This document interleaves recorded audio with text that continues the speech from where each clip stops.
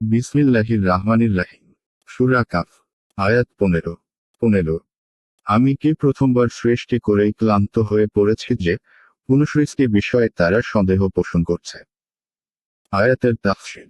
আমি কি প্রথমবার সৃষ্টি করেই ক্লান্ত হয়ে পড়েছি। 1, বরং পুনঃসৃষ্টি বিষয়ে তারা সন্দিহান। 2, তাই কিয়ামতের দিন পুনরায় জীবিত করা আমার জন্য কঠিন হবে। অর্থাৎ প্রথমে সৃষ্টি করা যখন আমার জন্য কোনো সমস্যাই ছিল না, তখন দ্বিতীয়বার জীবিত করা তো প্রথমবারের তুলনায় আমার পক্ষে আরো সহজ। যেমন অন্যত্র বলেছেন, অর্থাৎ যিনি প্রথমবার সৃষ্টি করেন, অতঃপর তিনি পুনর্বার একে সৃষ্টি করবেন। এ তার জন্য সহজতর।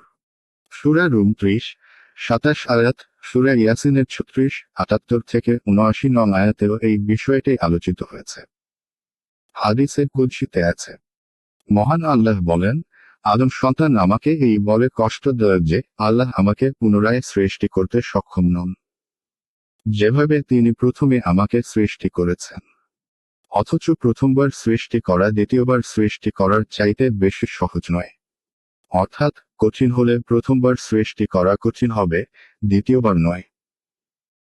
বুখারী তাফসীর সূরাতুল ইখলাস 2, অর্থাৎ এরা আল্লাহর ক্ষমতাকে অস্বীকার করে না, বরং প্রকৃত ব্যাপার হলো এই যে তারা কিয়ামত সংঘটন এবং তখনকার পুনর্জীবন সম্পর্কেই সন্দেহে পড়ে আছে।